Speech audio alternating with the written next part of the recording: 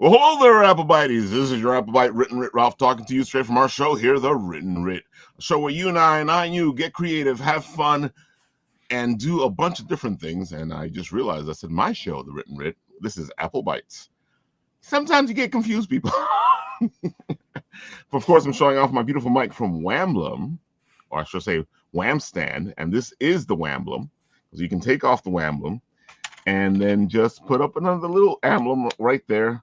And it's so easily done because it does all the beautiful things. And I tell people all the time, if you want to make your table at a convention be all the shiznit, get some of your awesome stuff. As you can see back there, holding up that beautiful comic book. It is one of the Wamblum stands that he puts on the table. He also has turntables and a plethora of other things that he can help your table be more bling. And I was just saying, our first message, we were even on the air and we got it. And there you go. Oh my God, folks. I hope you guys are ready for some fun. We got all the peeps here getting ready to go. And you know what? Why don't we start with Doug and Jack, just because you guys have a Kickstarter. And I like getting that out there as fast as possible.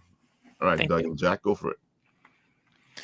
Looks like I'm going for it. Okay. Hi, I'm Doug Wood. I am a comic writer. I'm paired up with Jack Van Thomme. We are kickstarting a comic book called In the Pale Moonlight. We're working on issue 1 right here. The idea is we do this, and if we make it past our goal, we're going to donate any proceeds to charity, which was going to be the American Red Cross on this occasion.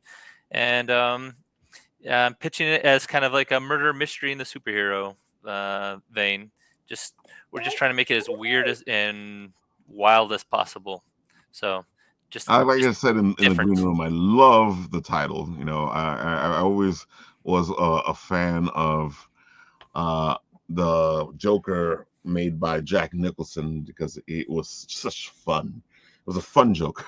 Yeah, it is not a joke that my middle name is Nicholas. Fortunately, and the joke, it's not even funny, is that it's after the actor, but it's very clearly after the golfer, and I am a terrible golfer, so it's, I don't know. I mean, that doesn't even count as a joke. But yeah, like Doug said, we're putting together a Kickstarter. You can see we're well on our way. Proceeds beyond the cost of printing it and shipping it go to the American Red Cross. Super cool. You know, we enjoy telling stories. We have a passion for this particular one. If you're picking up on Batman vibes, it's very intentional, and I think there's a lot of different characters in there that are worth looking at. So I gotta say, you know, I love how you explained it in the green room. Can you explain it that way? Because I have a feeling that people are going to be out there going, ooh. Yeah. So basically the idea is, what if you took a bunch of different Batmans from a bunch of different universes, put them on an asteroid, and asked them to solve the murder of yet another Batman? And so what you're seeing is one of the main characters arriving, waking up right on that asteroid, trying to figure out what's happening, and immediately being greeted by somebody who does not understand personal space. And what you're seeing right here is the victim of our gruesome crime. There's clues, there's hints, there's things that we need to figure out throughout the story. And Doug's done a really nice job of giving the right amount of detail for me to fill in and leaving some of it open to explore new art styles and try to test things out. The Kickstarter itself has got some really cool goals along with it. What you're going over now is some of the mini posters. So if you want to, you can always just look at the digital images. They're cool, right? They're fun to look at. But if you pledge a certain amount, you can get one of the mini posters, or you could get 8 of them in total at the end of the campaign. So lots of different ways of just showcasing what the characters look like, kind of what their environments are, those sort of things, without being bound to what the interiors of the book actually look like. And if you're really an ambitious backer, like my very dear sweet sister is, and you back at a certain amount, Doug and I will murder you in the form of a 1-page comic where you can tell us how we murder you.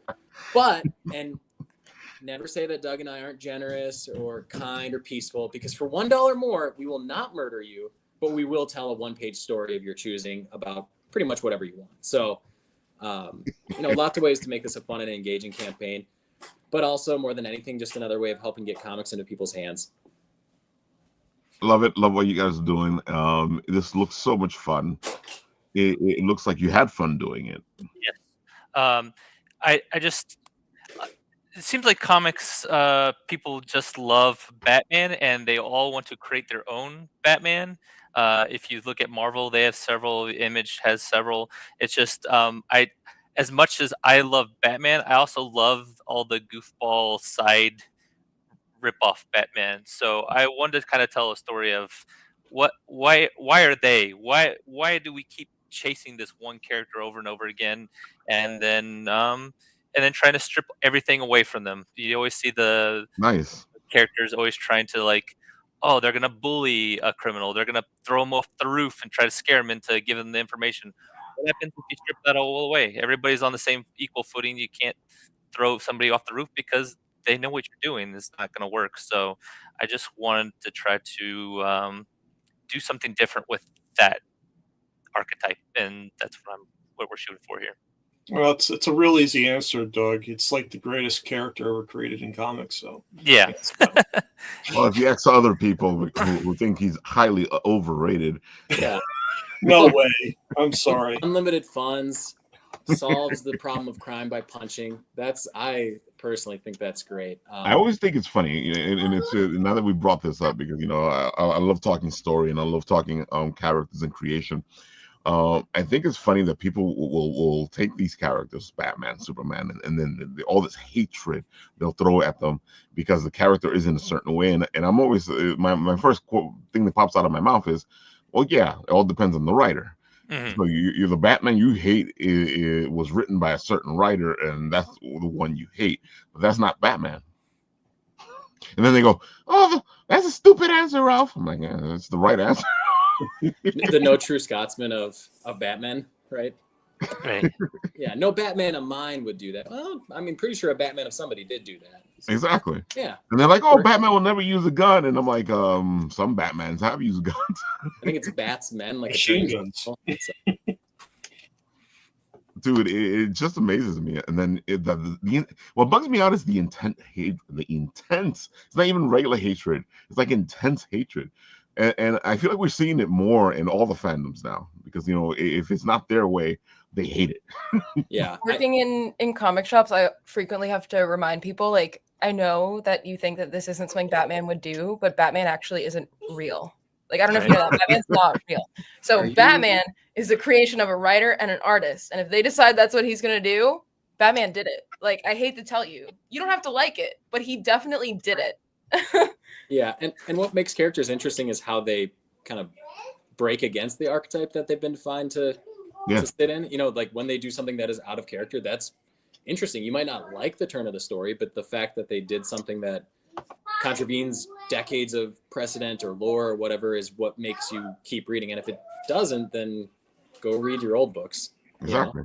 But I tell people all the time, just because they're doing something with this character doesn't mean your character is gone. It just means that this isn't your character.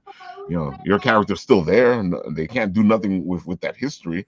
That's who he is, because and especially with the way the multiverse is and the infinite verse is. Your Batman or your Superman or your character exists somewhere on that line. It's just that this one isn't your character. It's the same thing. I always tell people all the time, well, the MCU Spider-Man is not my Spider-Man, because, my Spider-Man was a self-made man, and this is Tony Stark Jr. Yeah.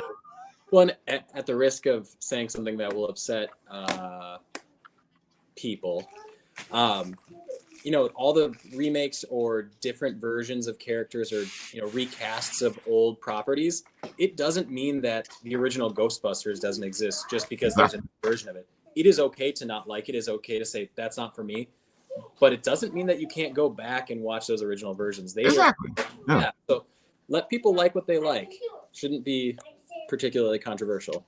It always bugs me out, because then people will try to convince you. I'm like, no, dude, you like what you like. I like what I like. Just because you don't like this doesn't mean you have to sit there and convince me of this. It's like, I didn't like the female-led Ghostbusters, but it wasn't because it was female-led. Right. I just didn't like the writing in it. Yeah. As a writer. and that's frustrating too, because then if you take issue, same boat. Wasn't Oh, for right away, yeah.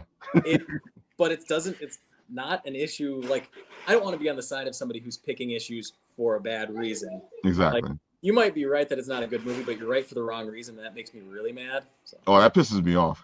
Oh yeah, hate that when my least favorite person makes a kind of okay point. Oh, so I try to talk to Doug very much. Oh man, yeah, it's just funny where things are, and folks, we put the link on the side there, so you guys can go check out this story because it sounds fantastic. The art looks really beautiful. And it's a little different because you guys didn't go with all that. You got these gritty Batman type characters, but you didn't really go with gritty art. No, I love that feeling of tactile, old school watercolor. Exactly. But digital process is so hard to beat in terms of speed and efficiency. So as much as I can capture that on the page here, I'm trying to. So I'm glad it's coming through. Oh, it completely comes through. I think it makes the book stand out even more because you're talking about this story, and then I'm sitting there going, oh yeah, but they didn't do that whole everything should have been dark. You just see eyes and Yeah, I mean, as much as I love Mike Mignola, I can't do that art style for 24 pages and give that very stark black all the time. Some of the time I can, but it's you got to vary things up every once in a while. Oh, definitely. I agree. Again, it's the whole concept of just do something else. Let's do something different. Let's tell a story. And everybody has their own Batman story that they would love to tell. I have my own Batman story. The funny thing is that it's a Bruce Wayne story. Oh. Is it Bruce Wayne and a bunch of other billionaires end up on an asteroid and they have to solve the... How'd you know? No, okay. Because that could be an option. It's so funny because I sat there and I was like, well, you know what I would want to know, what would have happened if Bruce Wayne had decided to be a cop, and then he didn't like the cops and the whole system because it was corrupt, and then he became a private investigator. That was the story. That's the story I want to see. Executive producer Dick Wolf. I like it. That's good. Yeah, that's what I've always had in my head is my Batman story, and I already know Bradley. right away Nice. because it's just a Bruce Wayne story. They'll be like, oh man. But folks, you got to do some different stuff. You got to. It's one of the reasons I love indie comics is because indie comics isn't scared to actually do the things that the big two won't do. And as far as that goes, I've been told by the indie comic press, they say no more superheroes from indie people. Please don't do them anymore. But I will say I was given a permission to do the last one right here. So please come support our very last. I won't let anybody else do one after us. I promise. It's just us. And don't look at my Kickstarter in a couple of months when I'm redoing. I mean, I'm sorry. No. This is the last one. I promise. I promise. I do love the fact that indies do various things, various other things. But I still feel like comics should have some kind of superheroes in them. Not all comics should have it, but I still think superheroes should be a big part of that. And I know there's a big part of people out there going, no, superheroes have been overdone. So what do you guys think? All three of you, all four of you, I should say. Superheroes, have they been overdone? No. Are you kidding me? Superheroes go back to freaking Greek mythology. They're not overdone. There's no way it's going to be ever overdone. Everyone's always aspiring to be something greater than themselves. Heck, look at Bruce Wayne. I mean, he was great. He worked out, became Batman. I love it. He worked out. He ate a protein bar one time. He's good. I always say it like this: "Is like I'm angry, Alfred. You know what? You should dress like a bat and go do crime." Yeah, I mean, I think the costume and cape and things like that, it's been done a lot, and we're familiar with the language of it. But that doesn't mean that you're done with it, right? We've incorporated it into our cultural lexicon, right? That's just how we talk about things now. And just because it's familiar and doesn't mean you stop doing it, means you expand on what you do with it, which again, I mean, not to feed back into this, but it's kind of the point of this Kickstarter is feedback into how do we grow and evolve that language of superheroes. So I don't think we're done with it. I think people might be creatively exhausted with it. I get that. But in the same way, we still tell stories of wartime heroes or, all those things that we've done a million times. they get boring when they get stale because you don't try to expand the boundaries of them. So I get why people think we should be done with superheroes, but I think they're not thinking creatively enough.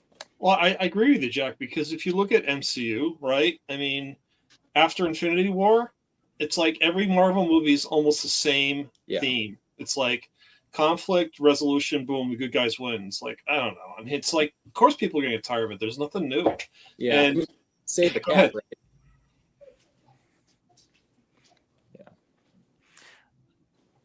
Yeah, I think everybody says that in there is you get here zombies, they're overdone. World War II is overdone, and everything gets overdone. Overdone.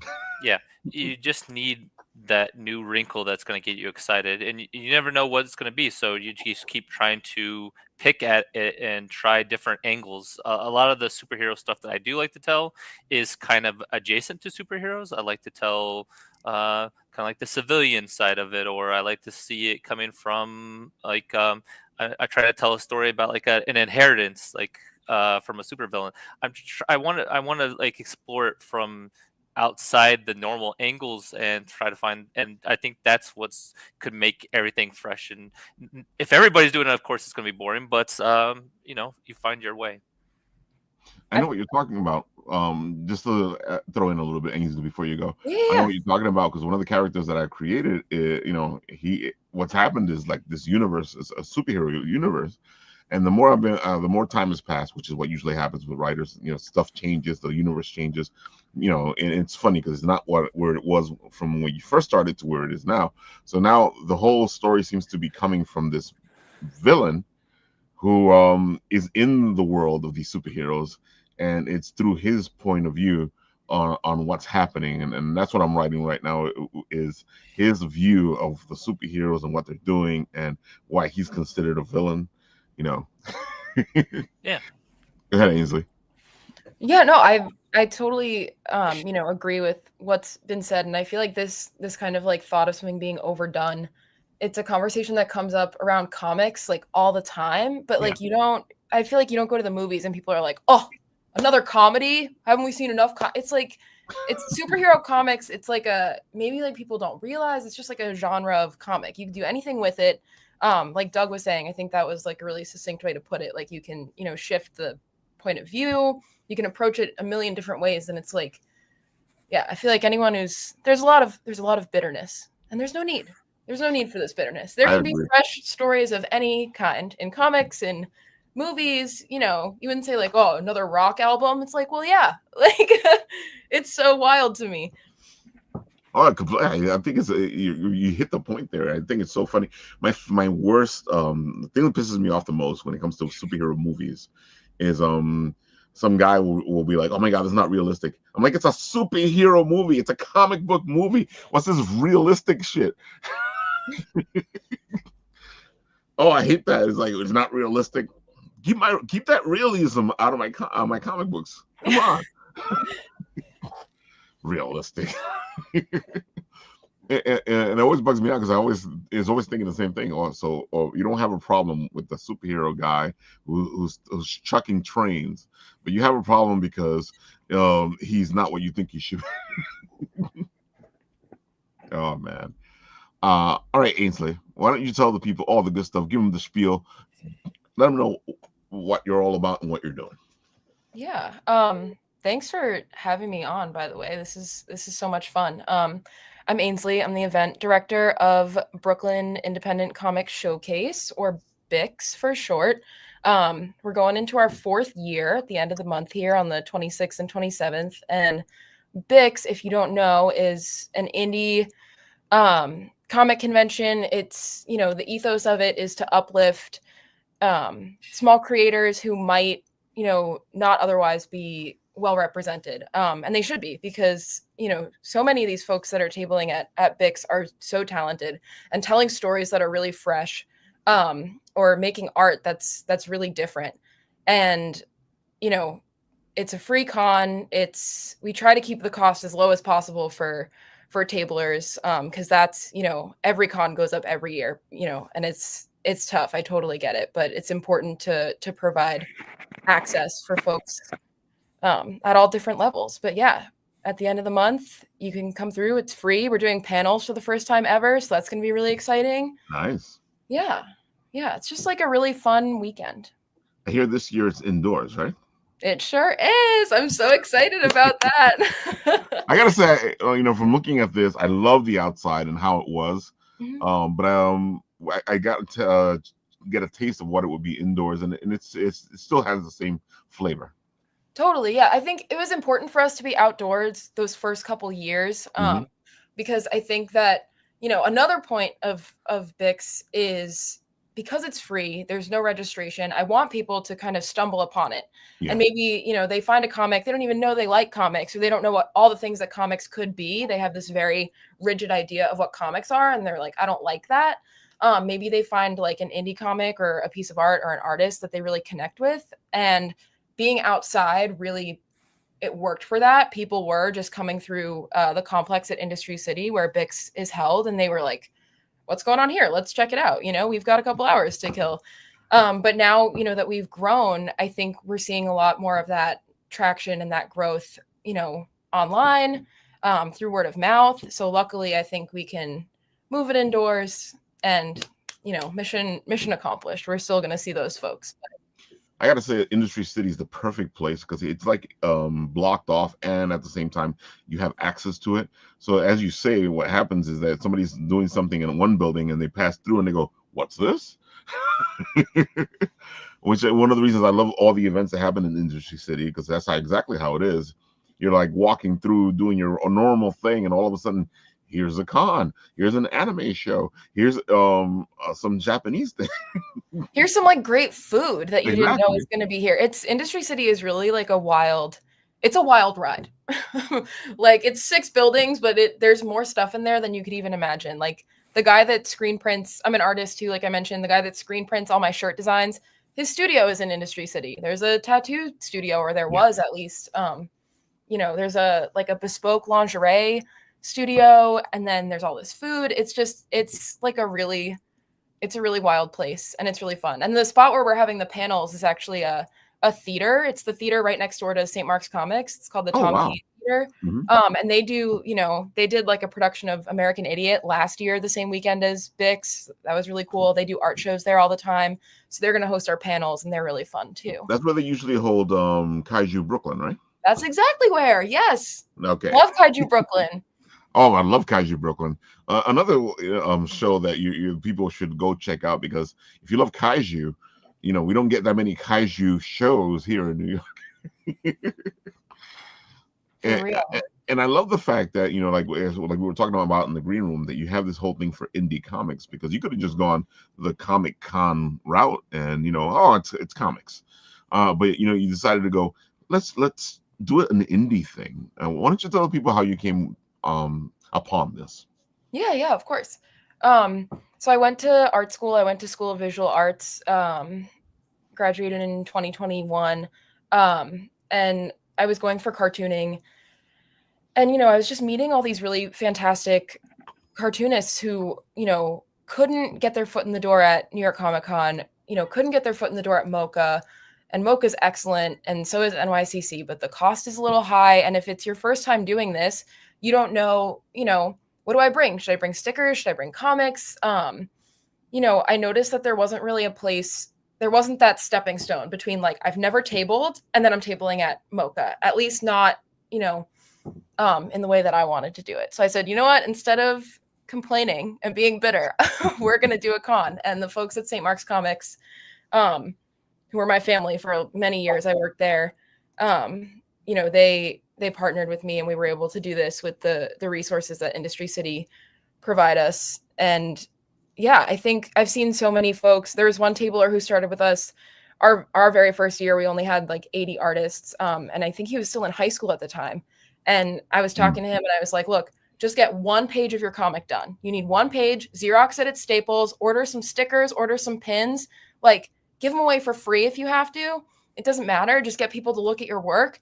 Now he's publishing his own comics. He's got a press going with 2 other folks. He's tabled every year. It's just like, you see that happen so many times. It's like, okay, like this is a piece that I think people were missing. Right. So that's been really, really awesome to see. Oh, definitely. I love what you guys are doing, and that's why like I dove into it, and I'm like I was telling you in the green room, like last year it was the most interviews I've ever done at an event. You know, it was a lot of interviews, and last year you were just one day, right? Yeah, last year we were one day. So this year we're gonna have twice as many artists, 2 show floors, 2 days, and panels. We're gonna have a pretty awesome after party with live music, which hasn't even been announced yet, but that's gonna be really fun. Nice. Yeah, so we're just doubling everything, firing on all cylinders. And doubling the price, right? The price of registration is twice what it was last year. You would think, but no, believe it or not. That is so cool to have a setup where artists can get in there and show their work and give people access to it, because my experience not having tabled before at these kind of things is that, like, yeah, a lot of more people are looking at comics and aware of them, but not with the same access that they had before, you know, not with the same access that the big two would. And it's harder and harder. I want to table at cons, and $350 as a disabled veteran, I cannot. And so this is really cool that you're putting this on. I'm super envious. I wish I could go. Oh my gosh, please come one year. It'd be so fun. We're starting to get folks. We have one person coming from the UK, someone coming from Arizona. Folks are coming through. I'm sure they're coming to New York for like a vacation. They're like, oh, we'll also go to this. But like, it's I guess it's worth it. No, I don't believe that. I'm sorry, I don't believe that, Aynsley. I don't believe that. I'm sorry. They're coming from Arizona for one thing only. That's so sweet. Yeah, it's super fun. And we also, you know, I agree with you, Doug. It's like the first couple times I was looking into tabling, I was like, I can't do this. Even if I get off this wait list, if my like portfolio checks out, like I'm not gonna be able to afford this, not knowing what's gonna sell. And not knowing also, you have to like learn how to engage with people about your work. It's really hard, and it's hard to learn it without just doing it over and over. Right. As I'm sure you all know, right? So, you know, and we let people split tables too if they want, like just like a 2x2 foot square to bring something. So yeah, that's the point. You guys seem like you get it. You seem like you get the point. We get it. I mean, the soft skills of social networking are not trained, and not to insult everybody who's being so nice and chatting right now, but it seems like the type of person who sits at a desk for a long time drawing comic books maybe isn't out there practicing all those networking skills all the time. So to have that opportunity and to take away that barrier of the cost of entry is just, I mean, that's so huge. And it seems like such a good venue too. Like the location seems great. Oh, definitely. Yeah, that's really incredible. Yeah, it's a character in the thing. Like I said, when it was outside, it was like you see in those images. It's just beautiful to see straight down, and those are all creators. All tables with creators at it. All independent creators. You know, it's just amazing. You know, and I feel like the indie market needs some kind of come together type of thing, you know, and this is one of those things where they can come together as indie creators, because you know, you have the big two and they do their thing, but they have that structure. I feel like the indies need to come together in one way or another so they can do that structure, do a whole new thing that was done in the 90s, you know, be the new Image. Yes. Oh my God. There's so much power in just like artists meeting each other. I think we forget that because we can get so like in the weeds of like making the stuff. And then you realize like when you start working with other artists, it's like even like organizing a show by yourself versus with like one other person. It's so much easier. It feels so much more manageable. It's like a rising tide raises all ships, right? Like it's not a competitive, I mean, it is a competitive industry because publishers make it that way, but it doesn't have to be. I think it shouldn't be. I agree. I think one of the beautiful things about the indie market, even though a lot, you know, it's not everybody, but a lot of people would rather help each other out than they would be like, oh, that's my competition, you know. And I've never understood the whole competition thing, because most of the time somebody who's buying your book probably wouldn't buy the other book. Just the way it is, you know. So how I don't get how we're all competition.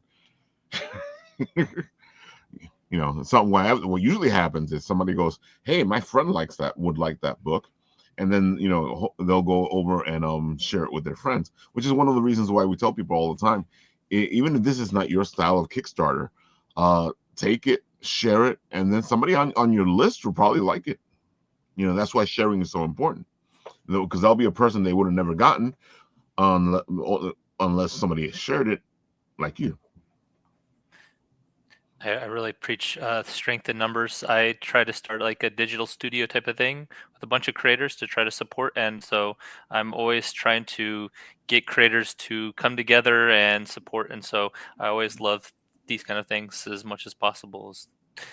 Any kind of platform to push us further is awesome collectively. I agree. Completely agree. Folks, we raise each other up. It's easier to rise together. If we're pulling each other up, getting to the top is so much easier. So much easier. Well said. See, just like she rose the kitty.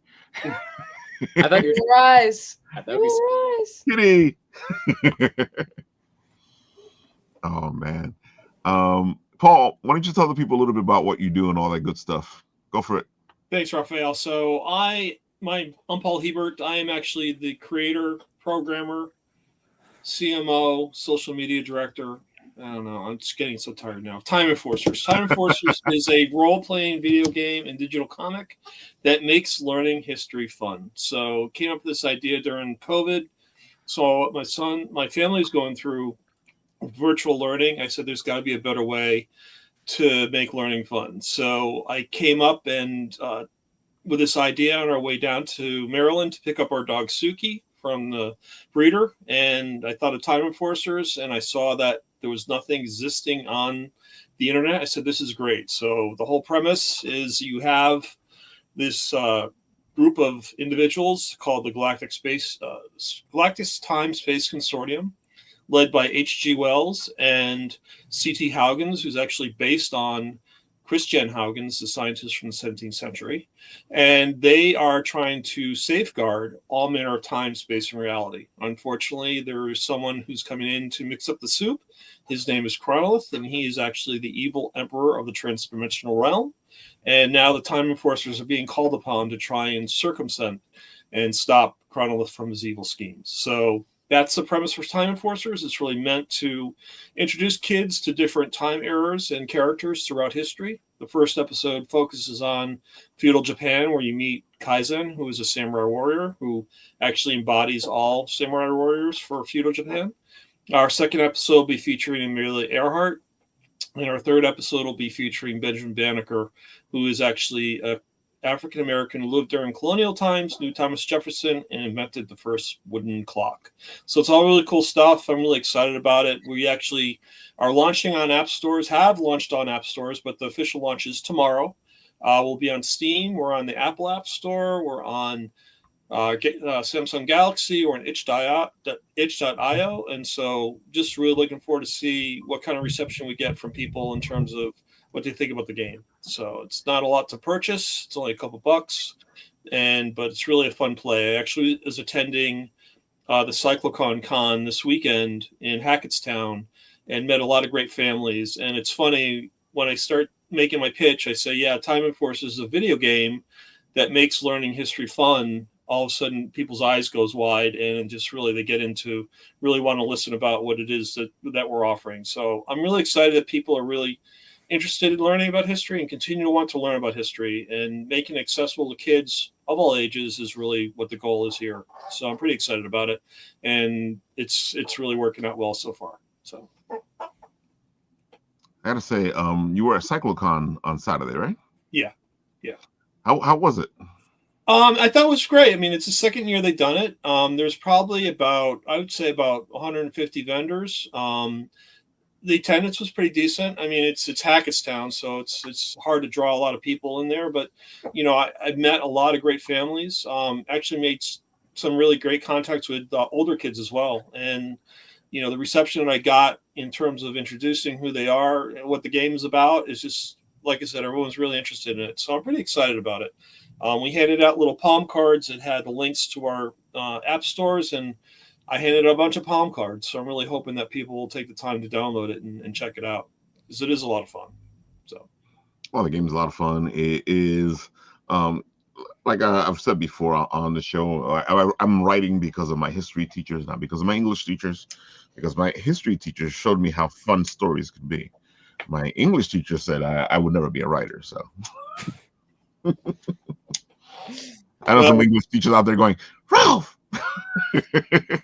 It's funny because the most fun I have with this, aside from struggling with the Unity, is actually doing the research on all these characters, is finding new characters in history. A lot of people that may have been overlooked in our 7th and 8th grade history class, and really hopefully opening up new eyes and ears to who these people actually were and what they were doing, and hopefully kids can learn about this. It's, believe me, Time and Forces is not taking a deep dive in history. You go through it and you have some overview in terms of what the time was about, but really the whole point is to get kids interested, pique their curiosity, and then hopefully they can go on their own and start learning more about themselves. So we provide all the resources. We searched for this information. Everything's included in terms of the links to the internet, where you can find the information yourself and hopefully go off on your own. Because when I grew up, I mean, I'm dating myself now, but there was no internet. It was only the library, so I love the Civil War. If I had to go and find out about the Civil War, I went to the library, which is what I did. So we have, with the internet now and having access to all this, it makes it so much easier to find this information. And if you get kids interested in learning, then I consider myself doing the job. So that's really the ultimate goal with this. So. Yeah, show how much fun it is.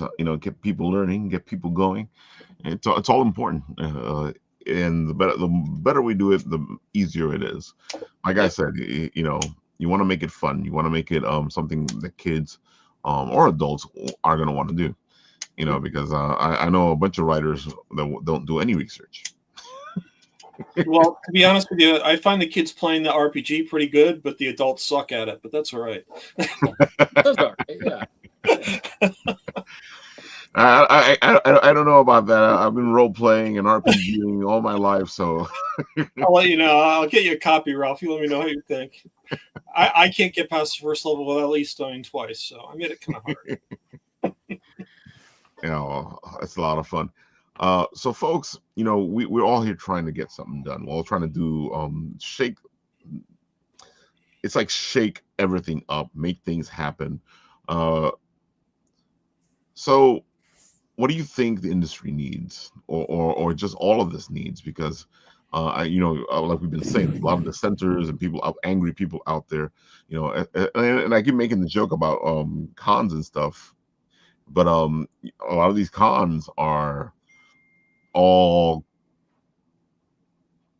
Comic Cons or pop cons, because it's pretty much what they are. You've kind of lost the comics in Comic Con. But I see more recently that there's these shows that are actually comic book related. But I feel like everything's just like up in the air right now. What do you guys think?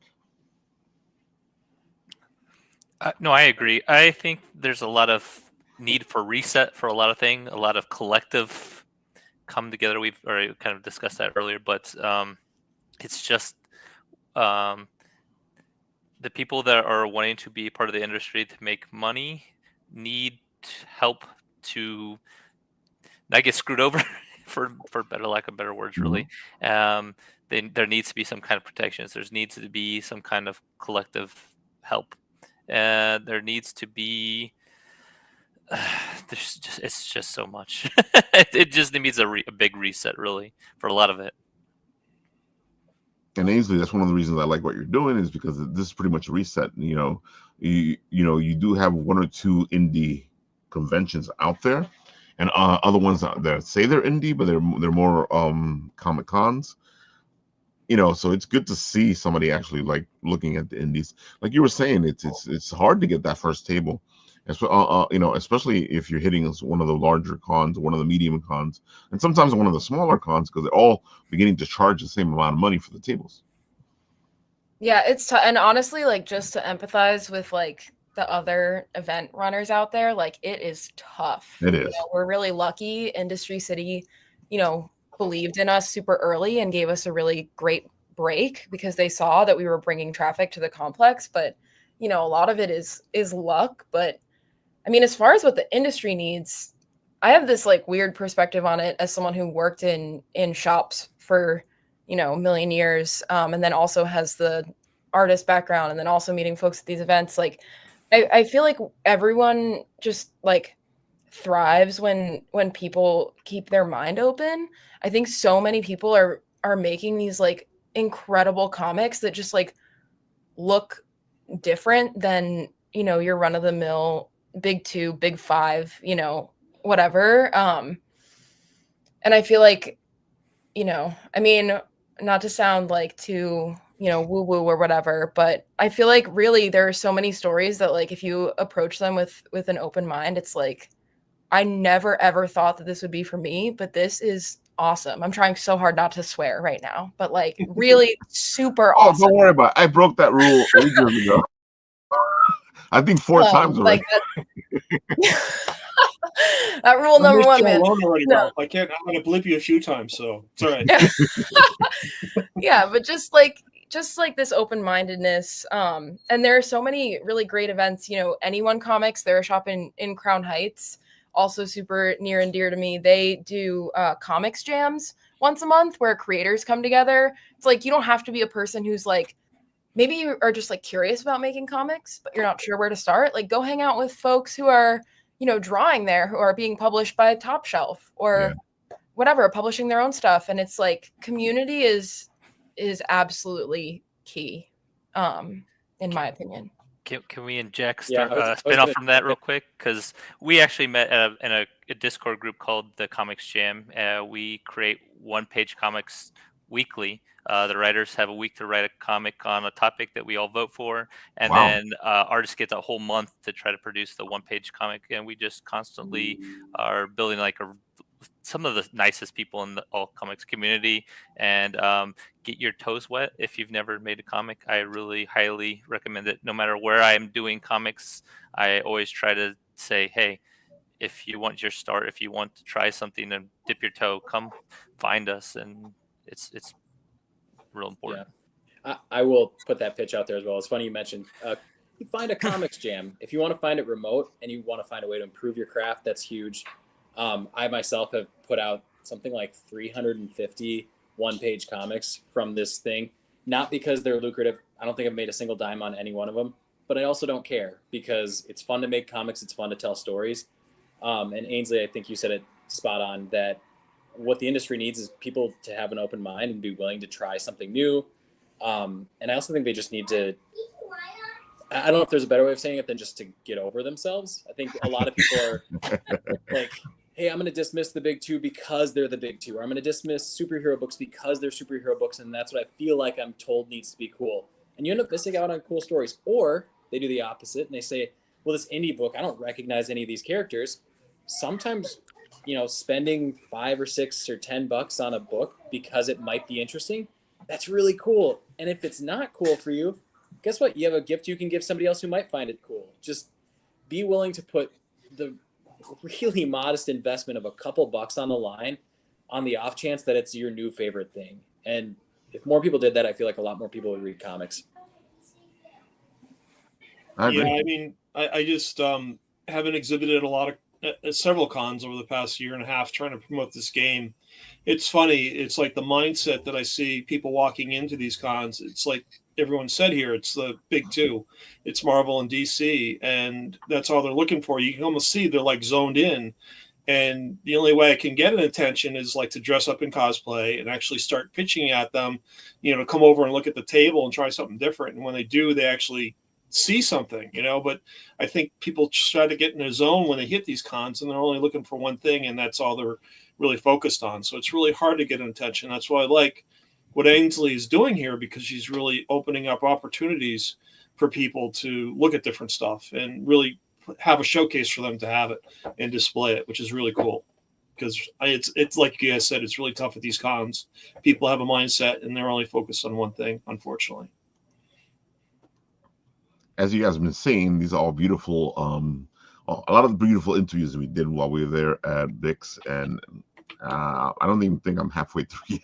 You gotta call up Guinness, man. You did so many interviews. It's gotta be a record of some sort.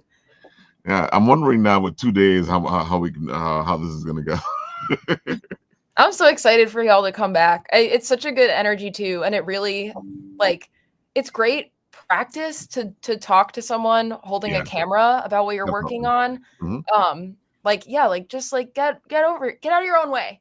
Like so many people are just standing right in their own way, and the hardest part of making comics is making comics. And it's like if you could just sit down with other people who make comics too and make your comics, and learn to talk about them, like you're golden. You're way ahead of the game, in my opinion. So it's such a valuable resource what you're doing as well. Like not only uplifting the work that they're doing by showing it to a broader audience, but just giving people the opportunity to like, you know, put that spotlight on themselves, talk about what their work means, and you know, explain who they are and why they make the work that they make, because that's what really sets them apart from everyone else, I think. Oh, it's funny because you know, I'll sometimes because you hit people up, you talk to them, you decide, you figure out, because what I do is I see if I'm interested in something, and then that's where I go. And sometimes somebody will be like, okay, well, yeah, I'll do this, and sometimes some people take a little more convincing, and then some people will be like, no, I can't do this, you know. And then the thing to do, which you've probably seen a couple of them, is that we start doing video of the table and showing off their stuff, so we still get a video going, so people can see what these people have, you know. But the whole thing is sometimes you need to like come out of your comfort zone, especially if you have these passions that you need to put out there, you know, because yeah, the weirdest thing to see at a con is, you know, you're walking by and there's creators at the table. I don't mind the creators that are drawing and doing other stuff, but there will be a creator at the table on their phone going, you're like, dude, talk about this. And it's funny because there's times where what I look forward to is when somebody goes, I got to tell you about this. And I'm like, okay, fine. Go ahead. Give me a spiel. You know, because those are the ones, you know, sometimes it's hard because, you know, you're doing so much when you're at a convention, especially when you're trying to interview, when you're trying to cover it. And I'm seeing what I'm seeing, but there's so much there that you kind of get blinded by everything. So when somebody actually steps up and says, like, you need to see this, I'm like, okay, cool. You're helping me out. This makes my job easier. It's so cool, too, because you know, those situations can be super draining socially. Just the amount of effort that it goes. I can imagine as someone tabling that's exhausting. But when you meet someone else's enthusiasm with yours, that keeps it going, right? If you're sitting there and you're drained and somebody's actually like, oh my God, what is this thing? And you have a chance to actually tell them that makes such a huge difference. And I know we're chatting remotely, virtually, all that good stuff right now, but just the enthusiasm from this group is so heartening too. Like, not every Kickstarter makes it. Not every single person making these books makes another one, and they still have story to tell. But the fact that somebody was willing to engage with it once is so much. I mean, that's so helpful to encourage somebody to keep doing the work.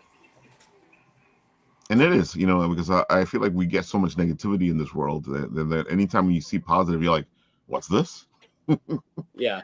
Somebody's not spending their energy telling me that I'm a dork.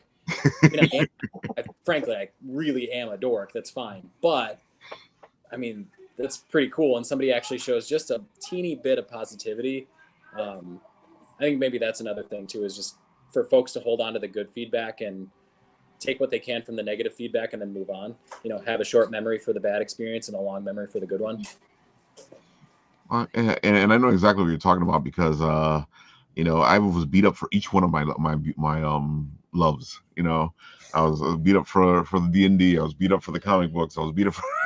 But you just kept going. I mean, people act like those are, you know, choices that you're making, but it's like, man, if I could pick a hobby that wouldn't get me picked on, that would be awesome. But that is nice that there's places and forums for people to find each other. I mean, that is the nice thing about, like, I'll plug the Comic Jam again. There are people who are making comics that are really enjoying what they're doing, and they're talking about all sorts of other things that, you know, if you're the only kid in your small town making comics, yeah, you might not have the easiest time finding community, but to be able to do that online or in this format is so cool. Yeah, and sometimes that's what we need. We need a little push, you know.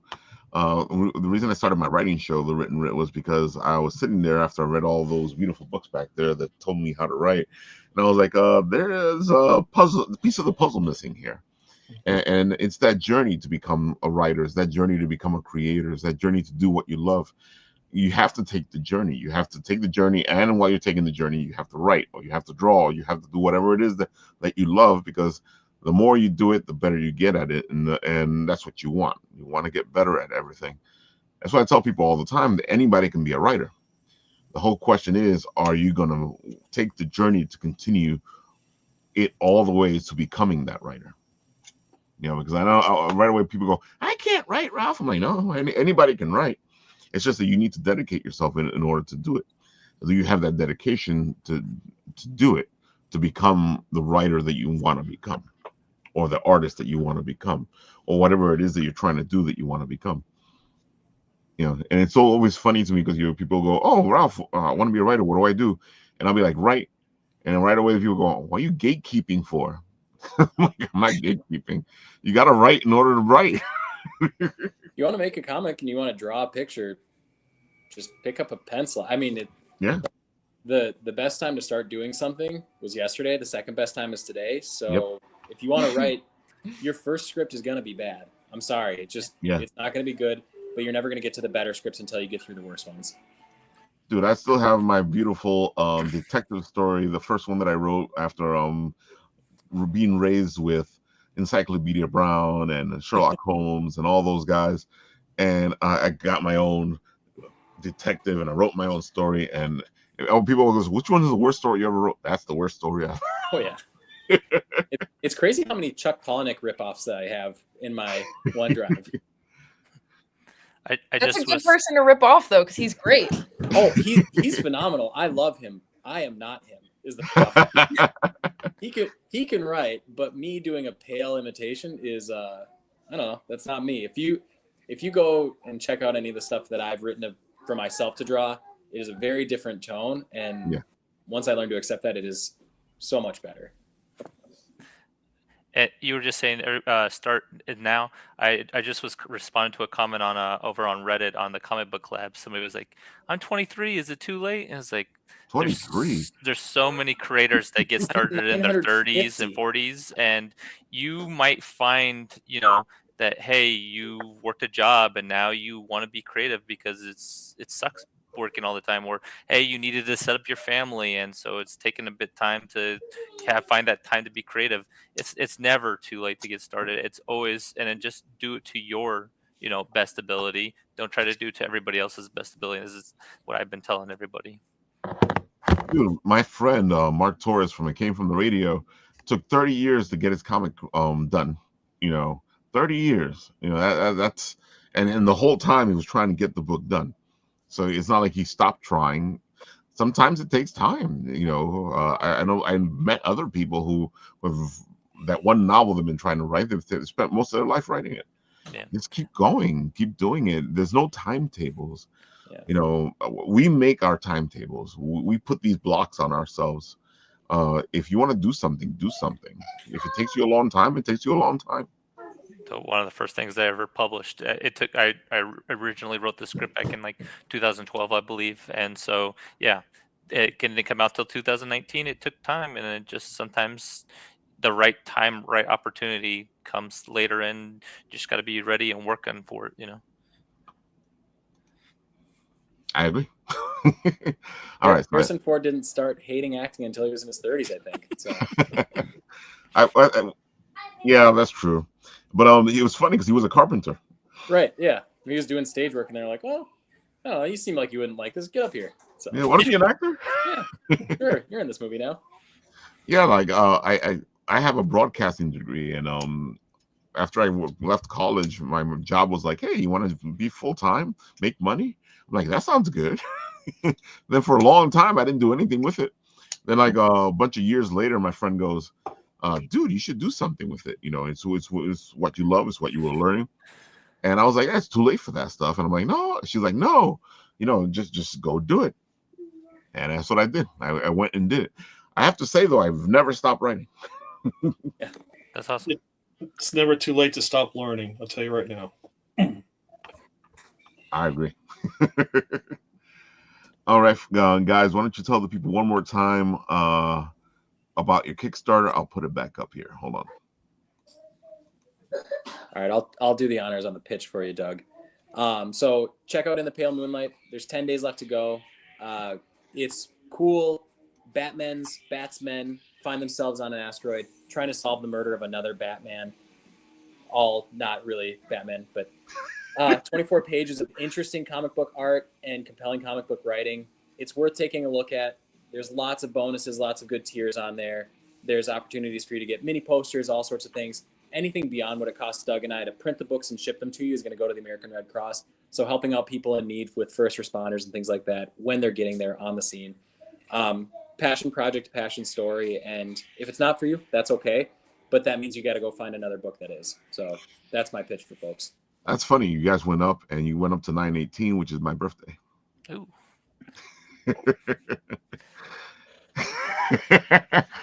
I'm a numbers person. What do you guys want? Early or late birthday? I don't know. I don't know. That's interesting.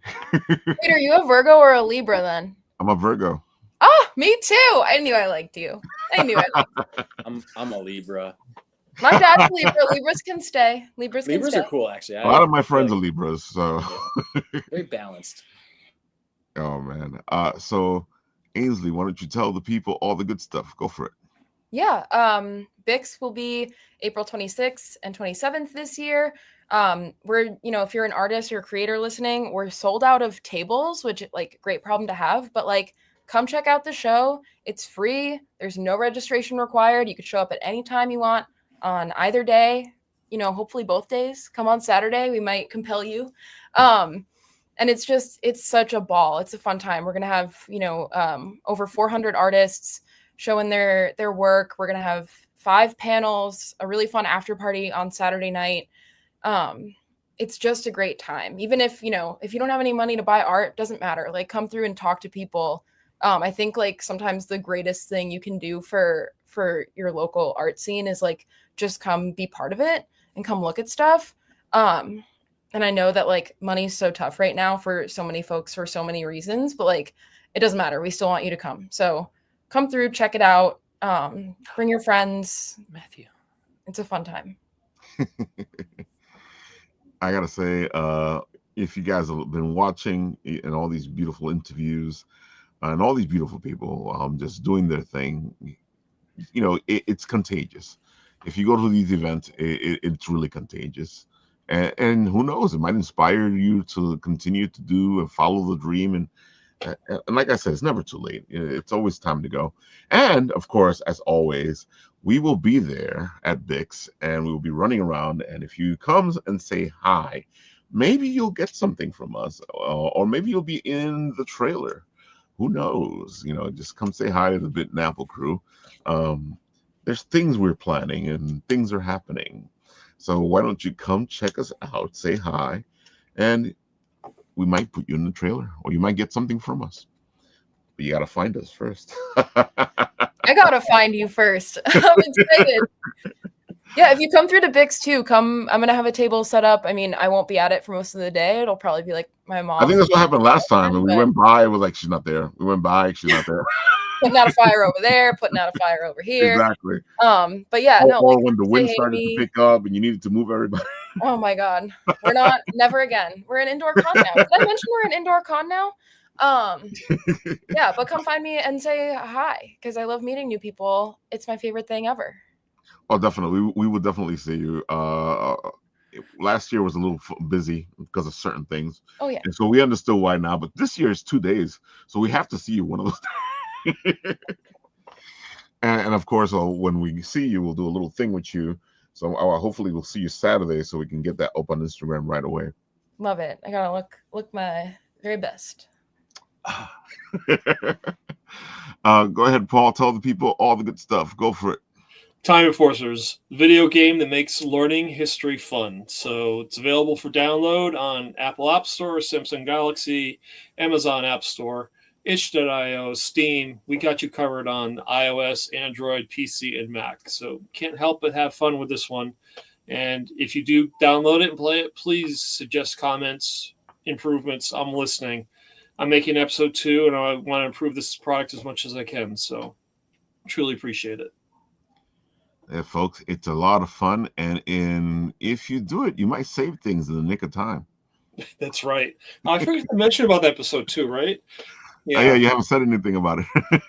I can if you want. I mean, it's just like episode 2, we're going to be featuring Amelia Earhart, and it's going to be titled Flying into the Chronostorm, but she's going to be helped along the way by Detective Nico Time, voiced by our very own Rafael Tavares. So I'm pretty excited about that. Yes, folks. Everybody wants to be a grizzled detective. Have I told you guys that I love noir? Yeah, it's going to be film noir, so it's going to be like a Sam Spade, William Marlowe type thing. It's just going to be really cool. So he's going to be in black and white, and we're also going to be in color. I love it. That's for me. I always a weirdo. It's a me, Rafael, okay? I'm just having much fun with this. I can't help it. And folks, of course, Matta Sorcier is not here right now, but her beautiful book, Sacrimony, is out right now. Go help her out. Go pledge. She has 4 days to go. Let's get her to 3,000, folks. Come on.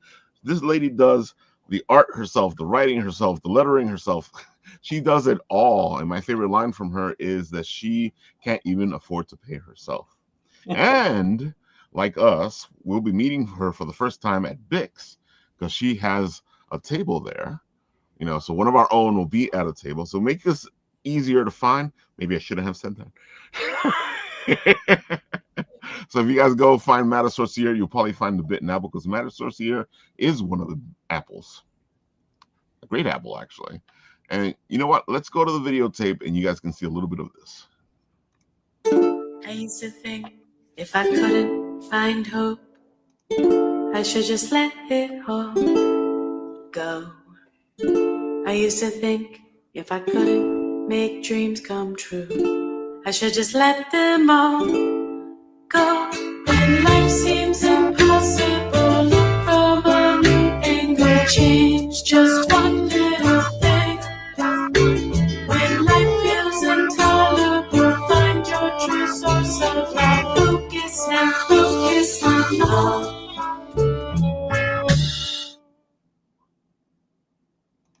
Love it. Love it. And if you guys like one of those books that you sit there and you read it and you're like, oh my God, why did that character do this? And you start yelling at the book. This is that kind of why did you do that? Matta does great work. Go check it out. I'll put the link in the comment section, just like I've done it with everybody else. So that way it's easier for you to find. And my friend doesn't go, Ralph, you didn't put it into the comment section. I don't want to go look for it. What I look like somebody who does research. Then you get so upset with me because I make that fun of them every week. I'll get a call later. Any last words before we go? Thank you for having us. I really appreciate it. I saw a last tale there. Thank you. And thanks everybody else. And Aynsley, thanks for everything you're doing for the indie comics community. It seems really cool.